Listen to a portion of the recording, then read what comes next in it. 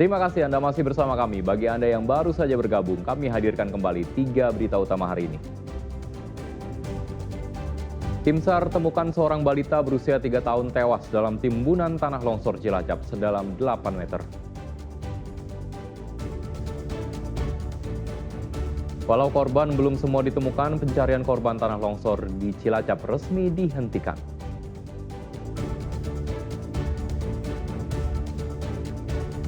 Warga Kota Semarang digegerkan dengan air sungai Kalibanger yang tiba-tiba berubah menjadi warna biru. Apa penyebabnya?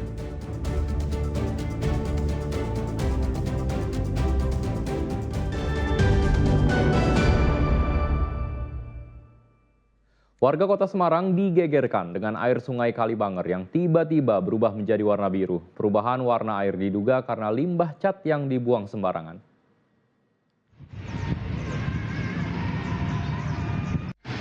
Warna air sungai Kalibanger di Kota Semarang tiba-tiba berubah. Warga di bantaran sungai pun geger. Warna biru pekat mulai terlihat sejak Rabu lalu dan warga curiga pencemaran ini berasal dari pembuangan cat kedaluarsa yang dibuang sembarangan ke aliran sungai. Meski tak berbau, warga khawatir air biru itu bisa mencemari air bersih di sekitar sungai. Kalau yang ngecek, info dari ngecek itu cat. Cat, buangan cat. Kalau cat dibuang. deterjen itu pasti berbusa kalau deterjen. Kalau cat seperti cat kasih air kan, Iya. Kalau semuanya. cat, Pemandangan atau ide saya itu dari sablon. iya. Terus tekstil apa? Ya pewarnaan. Pewarnaan itu apa? Permak. Winter. Winter. Ya, Nah, ya. di winter. Udah, cuman itu angan-angan saya. Setelah dicek dari sananya, ternyata cat yang dibuang. Iya, cat. Kayak cat yang expired gitu. Iya. Dinas Lingkungan Hidup Kota Semarang bersama tim laboratorium lingkungan pun turun ke lokasi. Mereka menyisir sepanjang aliran sungai untuk mencari titik sumber pembuangan limbah. Sampel air yang tercemar juga diambil untuk memastikan jenis bahan kimia yang mencemari sungai Kalibanger dan menentukan langkah penanganan selanjutnya. Kami bersama DLH sedang menyelidikinya untuk menentukan titik awal dari sumber pencemaran ini karena ini baru pertama kali di wilayah kami dan kami belum bisa menentukan titik awalnya dari yang sumber pencemaran ini. Tapi penelusurannya di mana aja Pak titik-titiknya Pak? Kita mulai dari Jalan Barito, Jalan Arteri, Jalan Cilosari sampai Jalan Bugangan. Proses investigasi masih berlangsung. Pemerintah Kota Semarang mengimbau warga untuk tidak beraktivitas di sekitar sungai hingga hasil uji laboratorium keluar. Ali Mustakfirin melaporkan dari Kota Semarang. Program Makan Bergizi Gratis atau MBG di Satuan Pelayanan Pemenuhan Gizi SPPG Darsalam Bae Kudus terpaksa dihentikan sementara. Tindakan ini diambil karena dana dari pemerintah pusat belum cair.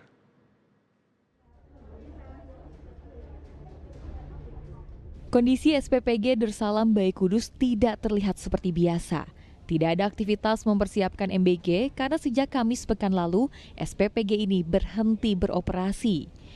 Sejumlah karyawan hanya melakukan pembersihan, padahal biasanya SPPG Darsalam ini melayani 22 sekolah dengan total 3.200 porsi. Operasional SPPG terpaksa dihentikan sementara karena dana operasional tak kunjung cair dari pusat untuk periode pembayaran 10 hingga 22 November 2025. Dana MBG seharusnya cair setiap 2 minggu sekali. Namun hingga melewati jadwal, SPPG Darsalam belum menerima transferan dari pusat.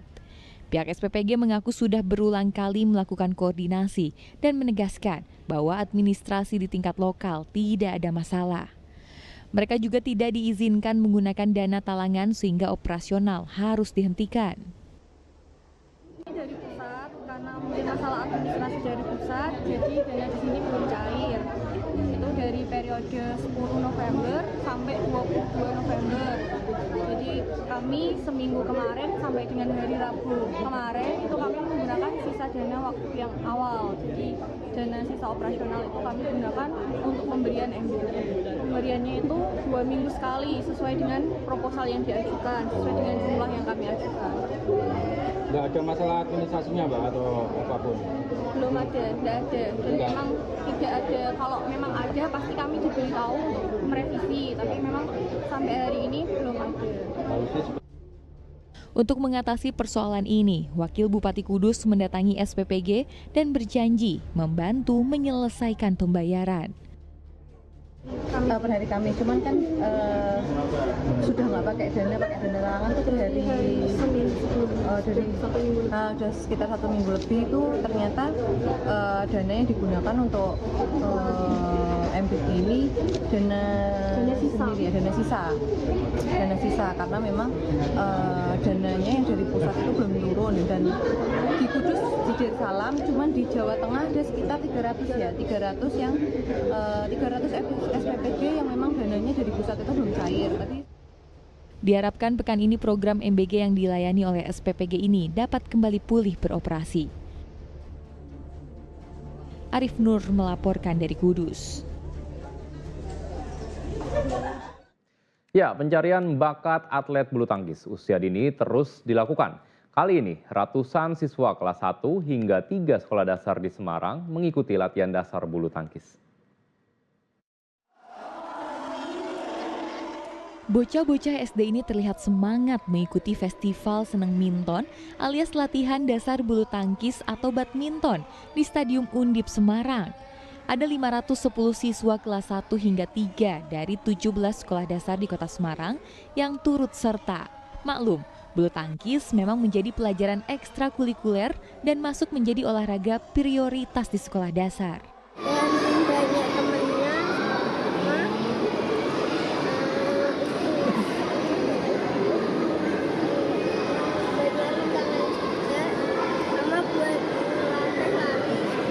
Sebelumnya latihan dulu nggak buat ikut acara hari ini?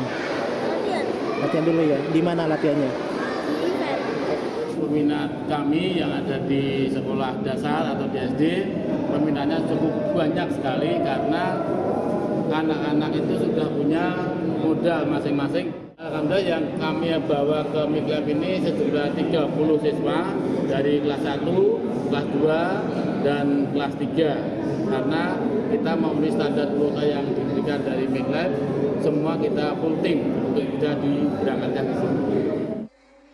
Pelatihan sengaja dibuat dengan tema bermain agar siswa lebih semangat.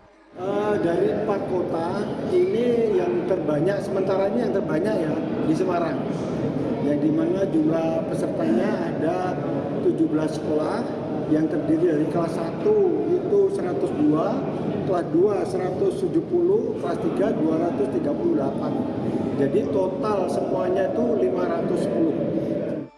Kota Semarang menjadi kota keempat rangkaian Festival Seneng Minton yang sebelumnya digelar di Kabupaten Kudus, Solo, dan Purwokerto. Festival ini diharapkan bisa membidik atlet bulu tangkis sejak dini untuk ikut serta di turnamen nasional.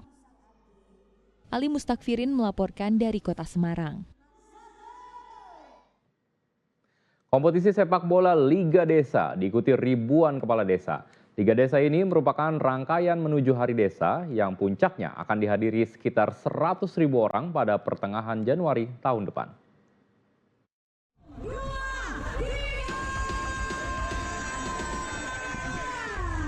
Kick-off Liga Desa 2025 digelar di lapangan Desa Banyu Biru, Kecamatan Banyu Biru, Kabupaten Semarang.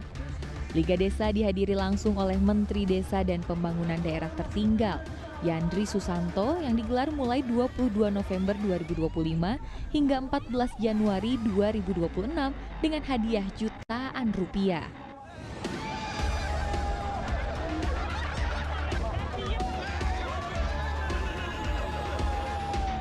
Liga Desa merupakan rangkaian menuju Hari Desa Nasional yang akan menggelar 13 kategori festival bangun desa, seperti Festival Ekspor Desa, Desa Wisata, Festival Film Desa, hingga e-sport. Inti pokoknya kita ingin mengangkat dan menunjukkan cita-cita ke-6 Bapak Presiden Prabowo yang membangun dari desa itu. Nah inilah mungkin tujuan akhirnya, sehingga semua potensi yang ada di desa itu bisa kita maksimalkan dan kita angkat ke level nasional. Bukan hanya tingkat desa lagi sekarang, level nasional. Maka sebenarnya tadi insya Allah akan dihadiri oleh 100.000 orang di hari puncak itu, akan dihadiri dari Papua sampai Aceh, dan akan diserahkan oleh TV nasional dan Trans Entertainment. Artinya ini serius, dan insya Allah Jawa Tengah akan jadi viral. Jawa Tengah dipilih karena memiliki jumlah desa terbesar di Indonesia, yakni sebanyak 7.810 desa.